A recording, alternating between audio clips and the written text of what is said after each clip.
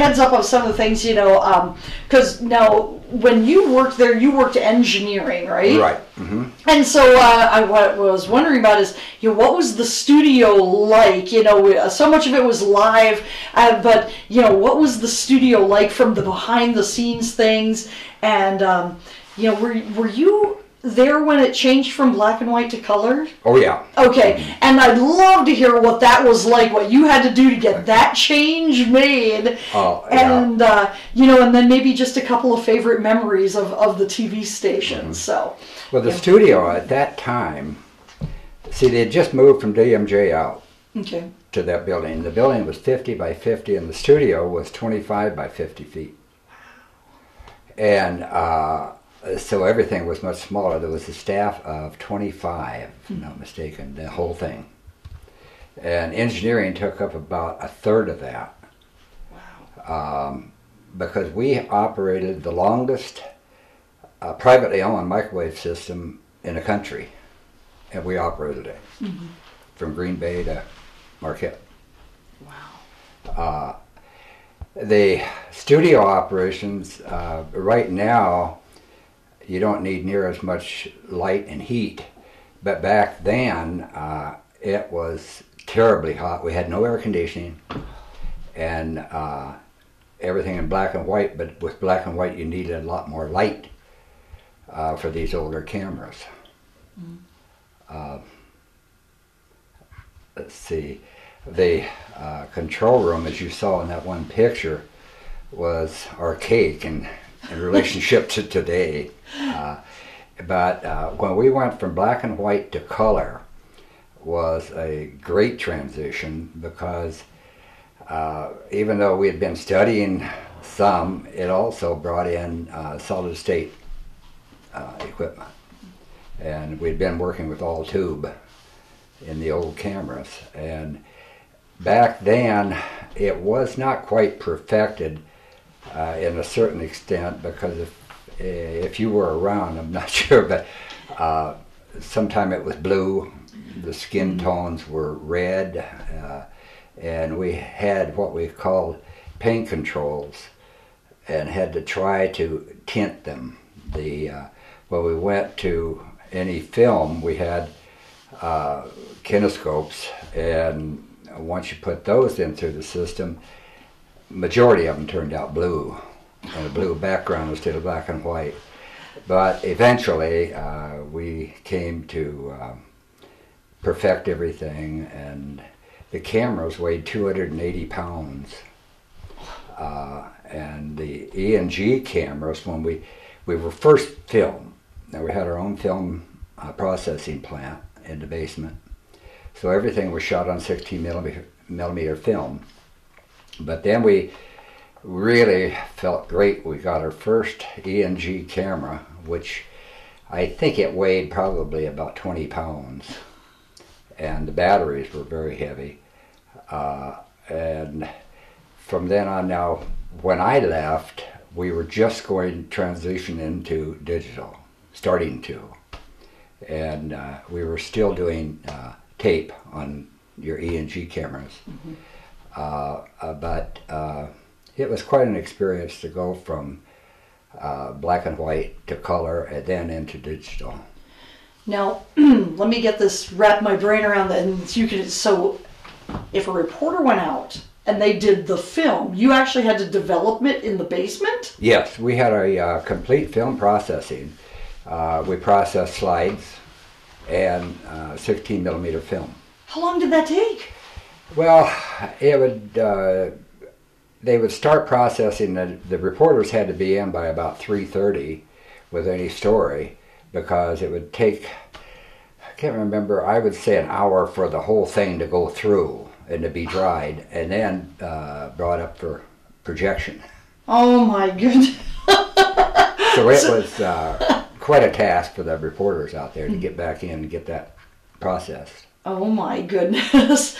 And then, now how did you edit it? How could you edit something like that? Or did they just, what they taped is what they used? No, we had editing in the newsroom, and it was cut and splice. Okay. And sometimes you could see the splices go through, but it was still, it was interesting back then.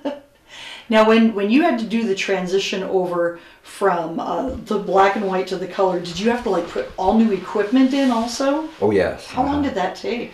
Well, we worked on the weekends normally of getting the cameras uncrated and onto the pedestals. But first we went to color with the film, and then we went to color live. Okay, so you did it in steps. In steps. Now, back when things were being done live, that must have been a nightmare for the engineering department. How did you handle cameras, microphones, everything else? How did that come out? It took quite a bit. Back then, when we were live, we had 3 on-air people. And we finally made a teleprompter, but it was 2 rolls, and we'd hand there and crank it, and sometimes the paper would break right in the middle. And but it was quite an experience. What are some of your favorite memories about working at TV6? I got a lot. That's what everybody says. I got a lot of good memories. Yeah, we had a real good crew, and there were times, you know, the call letters were WLUC, and when I first came here, it stood for with luck you see TV, or we lost up constantly. It was bad call letters. And we had no vehicles, you know, station vehicles. So finally, we bought a Jeep and put the call letters on it. Nobody wanted to drive into town with those call letters. So I took the chance, and I came in, and little kids would stand on the corner. And they would yell, you know, we lost up constantly. And it was because back then, when I first came up, we were off the air a lot because of technical problems and so forth. But we enjoyed working, and we worked long hours, and we're very proud of the end result. Now, you were also saying, you know, that you had a huge microwave area that you covered. For people who don't quite understand how that works, could you explain a little bit about what that means? Well, today everything is brought in on satellite, and it's right to the studio. But when we got our network coming in, it would come into Green Bay, and from there, AT&T at that time, that's where their last terminal was. So we had a sister station in Green Bay where they brought it into there, and then we call them hops. It would go from one tower to another tower to another tower, and we had 1, 2, 3, 4, 5, 6 towers to bring it in. And it was brought into the transmitter, which was up on Signal Hill, which is where Tilden Mine is now. And we had a switching system over the telephone line because it never came into the studio. So whenever we would go to the network, you just flip a switch, and it set a pretty high voltage down the telephone line, and then it made the switch up at, it started out with 280 volts, and by the time it got back up to the transmitter, it switched. It switched the network. It was very archaic, but it worked. And occasionally some telephone guy was working on that line and would get a jolt out of it. But, yeah, the microwave was, we upgraded it in 1960. We started upgrading in 1960 and finally ended up in 1961 by putting in newer equipment. And we had fault finding systems on it where we could tell which station was out. We had a man living in Menominee which traveled the microwave. So he worked out of his home and would go either way, north or south. Oh my goodness. Oh, what a mess. It was a lot different. Then we put in the first satellite dish, which is the one on the east side there up front. Okay. And we installed that one ourselves. And we did that because we were trying to get CBS Morning News. And we had the Alaska feed. The Alaska feed?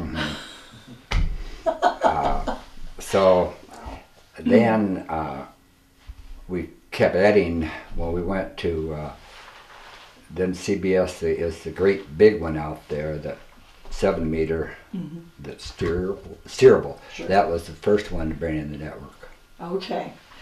Boy, you have seen some major changes. I was just preparing because we had to start the search for channels for digital as we came, and but it was going slow, and then I retired. Yeah. You've missed all the big exciting changes. Yes. But it sounds like you've lived through a lot of them yourself. I was like, wow. Yeah, we moved our, the big move was to move the transmitter from Signal Hill out to the Republic area. And that we maintained a temporary antenna on Signal Hill while we built the one out on near Republic. And that was quite an experience too. Yeah. Oh my goodness. In fact, one thing, that is not important, but as they finished the tower, I had to go up and inspect the system up there. And as they were taking me up on a cart or carriage, they accidentally, they had a rope tied on it and they tipped the carriage. Just to scare me, and the tower worker jumped off, but it was just a joke. But, there was a lot of fun and a lot of hard work. Yeah. And is there anything else that you want to let people know about your time when you worked at TV6? No, it was a lot of hard work, but it was a lot of fun. I think that's what a lot of people feel too.